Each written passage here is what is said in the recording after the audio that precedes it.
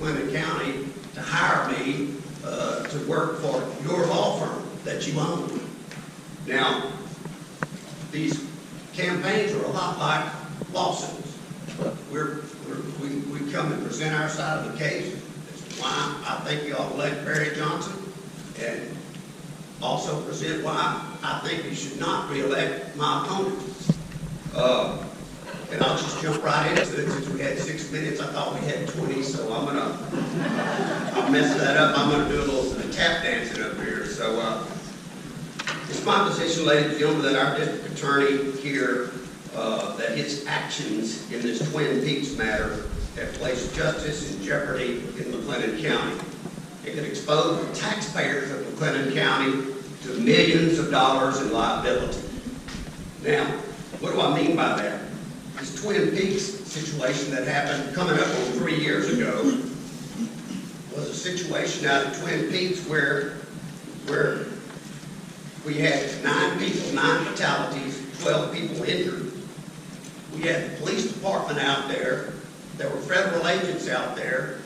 But who else goes out there? Our district attorney goes out there. Not only does he go out there, which I want you to know, if I'm elected, our policy is going to be, we don't go to the scene. And I'll tell you why that is in a minute. Number one, he could possibly make you a witness and get you disqualified from doing your job prosecuting the cases. Secondly, if you take your district attorney's hat off and you got your police coat on and you're playing chief of police, it draws into question your immunity, which, if you get a big civil verdict, there's 100 of those cases pending in Austin right now, where they have basically said that arrests were made with no probable cause. And if those start hitting, and we don't have any immunity, guess who pays the bills? The tax, when the county has to pony up a bunch of money. And if some of those start hitting, it could be in the millions, tens of millions, maybe hundreds of millions of dollars. So that's what we've got. And the reason we're in that position right now is because of the actions of our district attorney. Now, they're going to say, oh, it was one of those 1 in a million things. We've never had it here before.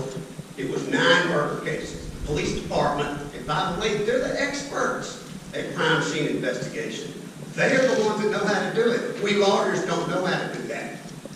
You know, and it's my opinion, ladies and gentlemen, that the reason our district attorney went out there and took that over is for one reason, and that's his own personal ambition, so that he could move up to the next level. He told friends, and he was overheard out there, that this is going to take me to the next level. I can get elected to anything, to any office after this. He calls off the police department, the federal agents, and says, arrest all 177.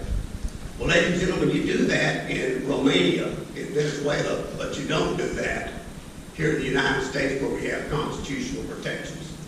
And so we find ourselves now in a position where we still have today 154 of those cases pending.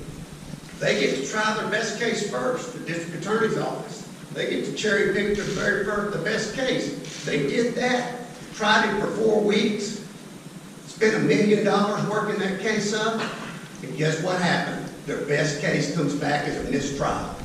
The defendant spent 2 days putting their case on. They spent 4 weeks. And you know what happened? They couldn't put together 6 jurors that would vote for a conviction in that case. So what are we doing now? We still got 154 cases to try. And you know what we're doing now? The case that was supposed to go to trial on Monday, the Bergman case, that case has been put off. And maybe our district attorney will tell us why it's been put off. We all know why it's been put off. It was put off in an agreement with the defendant, Mr. Bergman's lawyer. I believe his name is Mr. Broden. I don't know him, but it was put off so it would be tried after the primary. And maybe he'll tell us that. And we know what the agreement was. Put the case off until after the primary, and the case will be dismissed. That's what's going to happen. We all know that. That's no secret. But Mr. Reyna will come clean with our Republican voters and tell us that's what's happening. Now you think, how can it get any worse than that? To be on the hook for potentially millions and millions of dollars of tax liability for no reason other than our district attorney's ambition. Well, it can be worse than that. And I want to talk to you about justice for sale in McLennan County.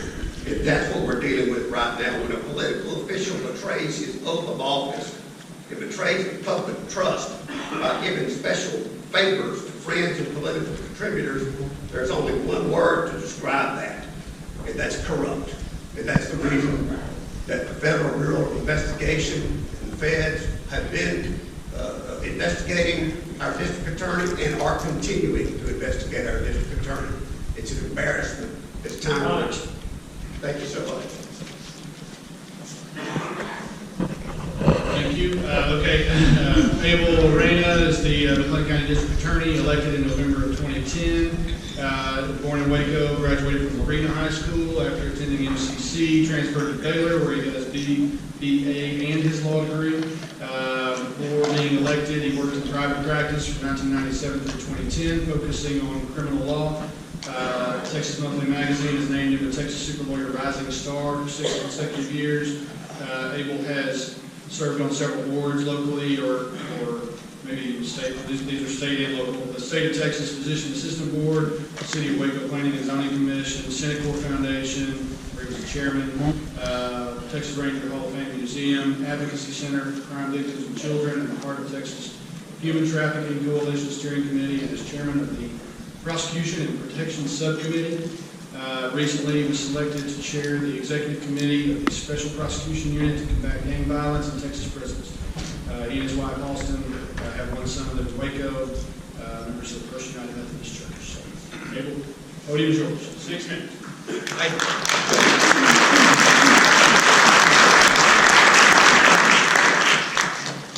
Let me first welcome my opponent, Barry Johnson, to the first Republican meeting here in McLennan County.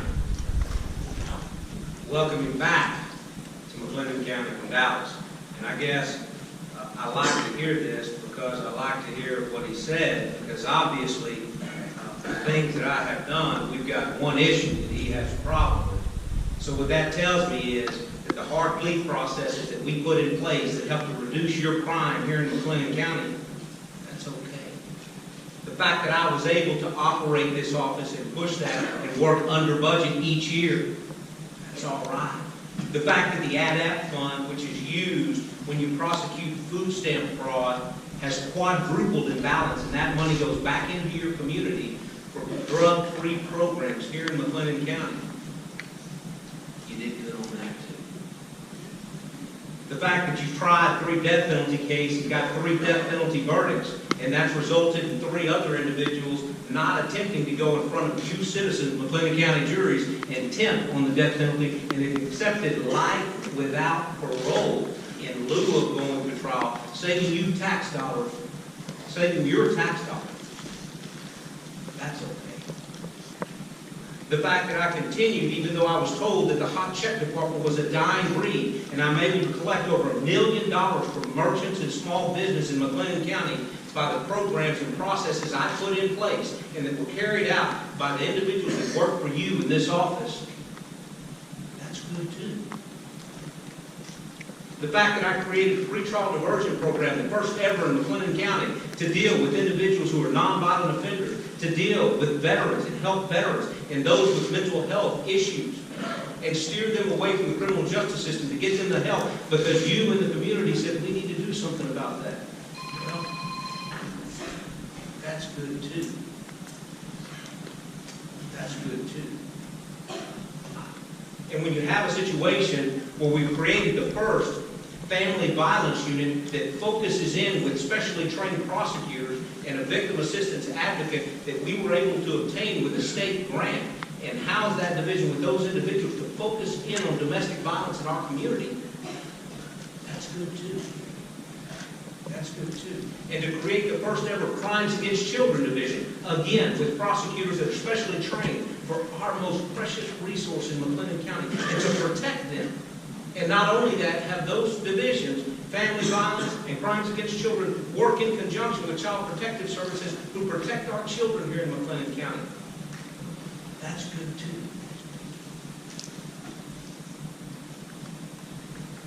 saving you your tax dollars.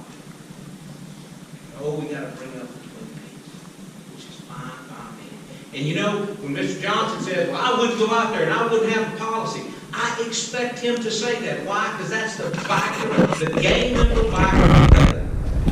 That's what they say. That's what they fight. So what do you got? You got their guy right here talking for them.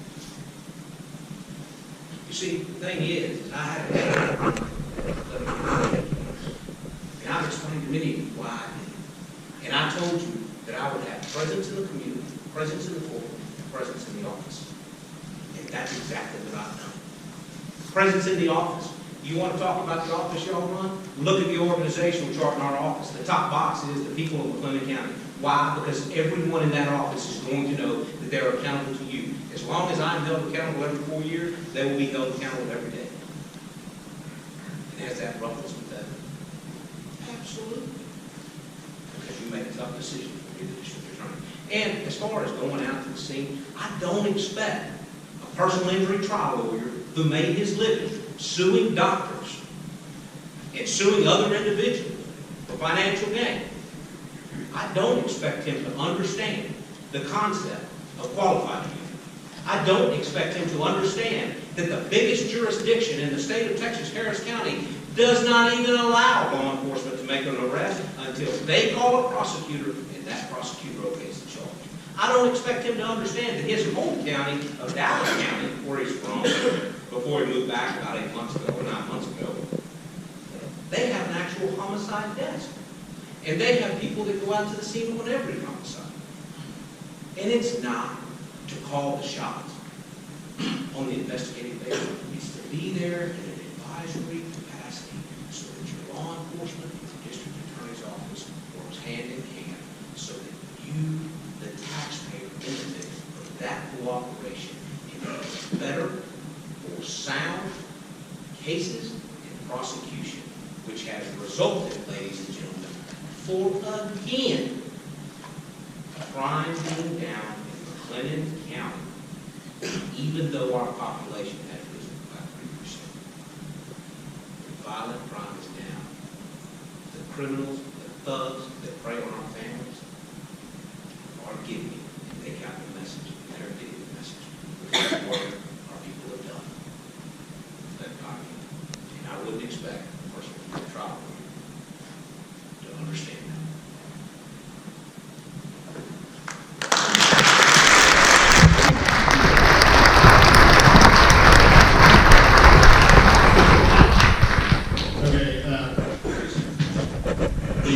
First question, we're going to go to you, Mr. Johnson. All right. We'll take, along the lines of the Twin Peaks, situation. We had a biker shootout at Waco business. That business is now closed as a result. The building sits vacant. Prime commercial real estate. 9 people died. 18 were hospitalized. More than that were actually injured. The Banditos, DPS lists them as Tier 2 threat, same rating as gangs like the Crips, the Bloods, and the Aryan Brotherhood. Right? Multiple past battles occurred between those two groups, the Banditos and the Cossacks, resulting in injuries in towns like Abilene, Palo Pinto County, El Paso, and Reyna, Texas. So, do you agree that the Banditos are a criminal street gang, first of all, and then describe, this is your opportunity, describe in detail how you would handle it differently.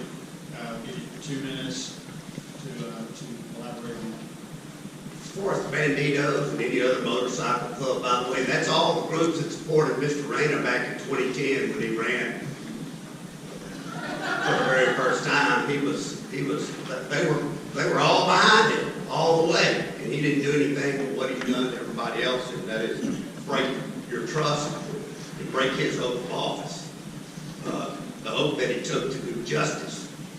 There may have been 1%. There may have been 10, 15 people that should have been arrested. That's the bad thing about it is there are some murderers that because of the way he's handled it are out walking the streets right now. But with 9 people dead and 12 or 18 in the hospital, you don't arrest 177 and then charge them all with felony 1. And he didn't have an answer for why now they're gonna dismiss this next case. They're gonna dismiss it, put one of those big bad murderers on the street again. And you know what that does? Proves up the liability in those 100 cases down there, down in Austin, Texas, that's pending right now, just because of the way he handled it. So ladies and gentlemen, it was handled horribly. It's not that he goes out to the scene. He wants to go out there and act like a tough guy at the scene. Great, go out there, put your police coat on. But don't take the investigation away from the people that do it, that know how to do it.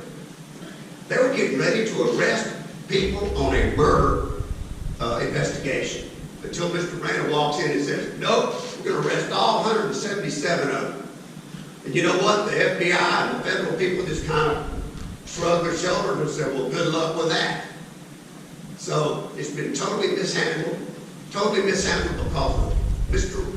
Reyna's ambition. Ambition is a good thing, but when ambition blinds you to who you are working for and what your job is for and what you're supposed to be doing, then that's a bad thing. We done? All right, thank you. Thank you. Next question is for you, Abel. Yes, sir. So there's been lots of coverage, mostly like in the Waco Tribune, about allegations of a federal corruption investigation. You're aware, where former Assistant Greg Davis says he has met with, they did meet with the FBI in November of 2014 after he left your office and gave them information about political favors or favors you gave to political allies. Okay. Take 2 minutes again, same amount of time to respond to those accusations. We can talk about this all day, and I'd be comfortable with any answer. So if I don't answer your questions, feel free to call me. And if you have my cell number, I'm ready to go. But I will tell you this: anybody can make an allegation. Anybody can make an allegation. I can make the allegation that Congressman Clinton is over there kicking puppies at his office, and I can tell him that Perry Felton has information.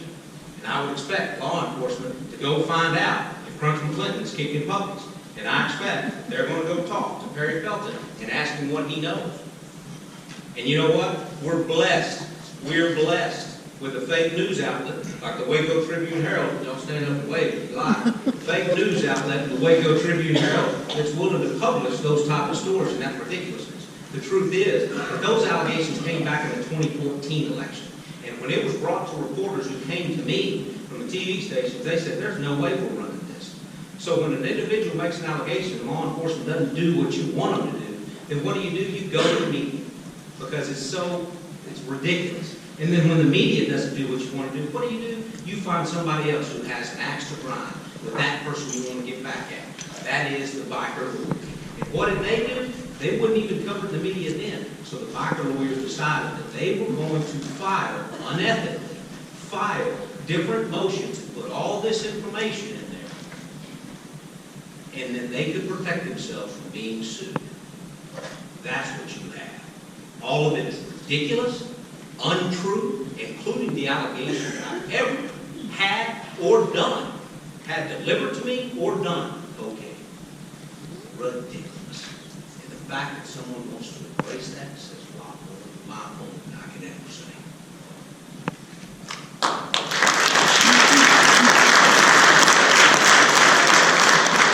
Okay, next question is going to be for both of you. You'll each have 60 seconds.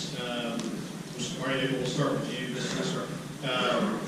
You've already touched on it a little bit. You both have, you've got different backgrounds, criminal and civil. So take 60 seconds each to discuss whether criminal experience is or is not required for this job. Yeah, 60 seconds. Yeah, he's making it a minute warning, so he don't remember. Well, now's your minute warning. Go ahead. I'm sorry, go ahead and repeat. So, just discuss whether you're going to have a different opinion on this. Is criminal experience vital for the office or not? What does it bring to the table? What can someone with a fresh perspective perhaps bring to the table? And just discuss the pros and cons. I think we discussed a little bit already about going out to the scene and not going, and his lack of understanding of the criminal system, the justice system, and the process works. But absolutely it's important. And as you recall, when I ran for district attorney back in 2010, what I did was I said, I've developed a playbook from the other side. I have represented individuals that have been accused of crime. And what I did was took that playbook and I brought it to the other side. And I pointed out the weaknesses in the system. I pointed out the weaknesses in the DA's office. And what I did was I brought people in to shore up those weaknesses. And I showed the other side, hey, here are the problems that you have. When you do something like this is what it creates and this is what a defendant thinks. Because in the end, that's what you wanted. You're not trying to send a message to the defense attorney that's sitting on the other side. You're trying to send a message to that individual who may be sitting in jail who's on the other side of the docket. So absolutely, at least knowledge and background in criminal law and having practice in that area is extremely and vitally important to being the criminal district attorney of Oakland County.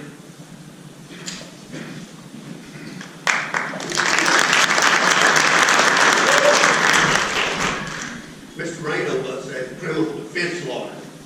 And he was telling everybody when he ran in 2010, you're going to see me in the courtroom all the time. He's prosecuted 7 cases in 7 years. He doesn't go to the courtroom. And when he goes to the courtroom, he screws it up. Just like he did this Carazol trial. He's not a prosecutor. I'm proud to have represented hurt people and people's families and people who died in my career. And I'll tell you right now, those cases are much more complicated than criminal cases. And he'll tell you that. His office referred me to a case that was too complicated. They didn't handle it.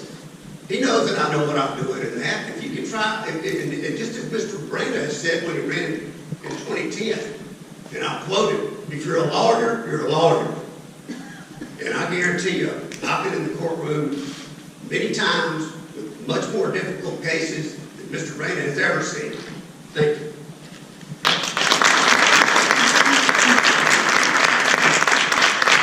So, Barry, you can stay at the podium. Sorry for this. Out here, but just real quick following up on that, what is the most important qualifications for the job of district attorney? Just take 30 seconds here, just short, sweet, to the point. What's the most important qualification? Most important qualification, and I've told this many times by my father through the years, who was a judge in this courthouse for 40 years, and that is 90% of your qualifications as a lawyer is integrity. The other, writing and speaking and research and all that, that's 10%. 90% is integrity. If you don't have it, you're done. Mr. Reyna, by his favoritism to friends and donors, and by the way he's handled this Twin Peaks case, thank you.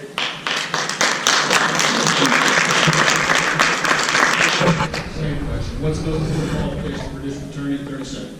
Your ability to make the tough decisions and stand strong when those that you don't have cast arrows at you and attack you personally and attack your family and threaten your family.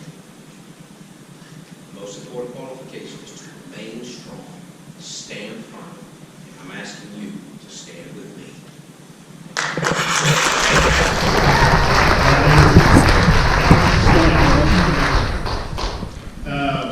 Okay, question is for, were you able, in the trial of the Bandito J. Carazol, some have raised questions about how a gentleman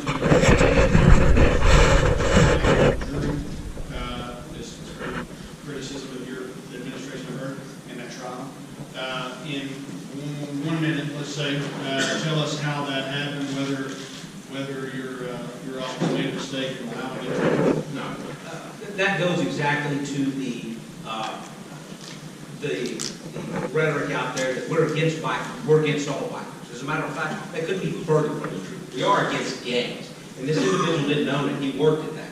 And we had information that some of those individuals who are more closely associated or around that bikers understand the idea and the hammer that these banditos hold and the fight that these Cossacks get into, these criminal activities that they get into. So with respect to him, no, it wasn't that. It's the fact that he had knowledge with respect to the lifestyle that these banditos run, and that he did not, and indicated not approve of it, and that's why he was on that. And understand, it's a process of deselection as well. It's not, we don't pick particular sections. Now, another question for both of you is going to be about budgeting, fiscal issue. We're a Republican organization. I believe everybody here who's, I'm not going to speak for everybody here. I think everybody here is probably concerned about fiscal issues. Talk about the budget. We can't afford to enforce every law or prosecute every crime. What is your policy on balancing the expenses of prosecuting crimes versus the value to the community? Start with you, Mr. Johnson. Thank you. Well, first of all, if you're sworn in as district attorney, your job is to do justice, and you've got to do that. If there's an innocent person out there that's being prosecuted, then that case needs to go away. You can't do that. All right, you've got to make sure you've got probable cause, but you can meet the elements of the crime, and then you've got the probability to win. That's the problem we're in right now, is the fiscal problem. I guarantee you the commissioners are wondering why in the world, after nearly 3 years, that this case is going to be dismissed. That they say, oh, that first case, that Carrizal case, that's going to go down and the rest of them will fall like dominoes. Wrong. What's happened is the Carrizal case, and by the way, it wasn't just that one motorcycle owner that would not vote for a conviction. It was 6 people out of the 12 that said that would not convict on any count.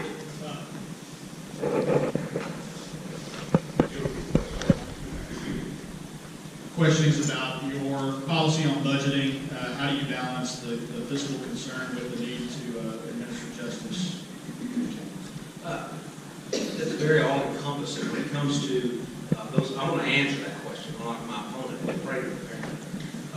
The issue is we create programs like the pretrial diversion program that help steer individuals away from the court system and help and to keep from tying up those resources that are better able to be used against those that are actually oppressed. So the pretrial diversion program, which is a self-sufficient program, has generated its own revenue and is about to accept its second employee this next budget cycle, where it is totally encompassing and supporting itself. You have programs like that. You come out strong with respect to your plea processes, and you have a strong stance on stuff so that the individuals, the thugs in our community who choose to prey on our community understand the best thing is not to go to trial, and that there saves you money as well. Oh, you said 10? I said 10. Okay. Which is the last thing is to be very conscientious and work with the county commissioner's court and understand the needs overall of the county, not just one single office. Okay, stay at the podium, sir. We have stayed in our budgeted time, guys. I appreciate both of you doing both been excellent about that. And I'm sorry it's short. We don't have enough time to get into everything or allow a whole lot of discussion in our lunch meetings, but I appreciate your time so far. So last thing that we'll do, and then we'll have your closing remarks, is going to be to ask a question of your opponent. Just keep the question short. Let's limit the answer to 60 seconds. And first up to bat. I would say my question, because I remember the case that my father referred up to Mr. Johnson. As a matter of fact, it was tried in Austin. So I would say that my question would be, how many criminal jury trials have you handled? Mr. Johnson? I've had 2 criminal jury trials. My position is criminal trials, the only difference in a criminal trial and a personal injury case or a civil case or a product liability case is the subject matter. That's the only difference. It's the same thing. You might have to just burn a little midnight oil, but it's the exact same thing. Doesn't bother me at all. It was a good case that they sent up there, and they sent it up there because it was too complicated, and we tried it. So my position is that no matter what, that any time you're going to trial with any type of case, you do the work. Right, you do the work. You make sure of what's going on. You do the work. Don't just walk in and take somebody else's work and do a voir dire and a rebuttal argument so you can get on the news. Have a docket and do your own case. Work your own case up. Mr. Reyna hadn't done that. Thank you. Mr. Johnson, it's your turn to ask a question of Mr. Reyna. Again, you'll have 60 seconds to respond after him. My question is even though the Waco Tribune, which is where my dad worked, he had Mr. Witherspoon's job before Mr. Witherspoon came along. The much maligned Waco Tribune, why won't Mr. Reyna call them back in 5 years? You know, that's part of the transparency, where, you know, every article they write about you is not going to be good. You know, but still it's transparency. You know, he won't even go to the question and answer that's coming up so the voters will know who to vote for. Well, my question is this: Do you think that Greg Davis, who was your first assistant? One question. Okay. You think Greg Davis, who was your first assistant for all those years, who put a sworn affidavit in front of the people, giving 6 examples of how you gave favoritism to your donor, is lying? Because if so, he loses his license. Okay, listen, in that case, you got 60 seconds to respond to each question. Okay. Number one, Greg Davis is lying. Not only is he lying in that affidavit, the implications that he left in there are that he's lying. There are political supporters, friends and families of those that I have sent to prison for life. Some as long as 40 and 50 years sentences of these political favors that I did. So if his intention is to say that I'm doing something for political gain, or I'm doing something, then yes, he's lying. And you know what? Anybody who leaves an office on Sunday evening without even talking to the elected and cleans out their office in the cover of darkness, y'all don't want to work it. And I made the tough decision to make sure that happens. Now, with respect to the trip, again, I really seriously question whether or not with this audience that I've seen month after month for several years, since I was, Dad, 18 when you took me to the Republic Club in Underwood's cafeteria, and I was still there, I seriously wonder whether I even have to dignify the question of why I won't talk to the Tribune and Herald to this group.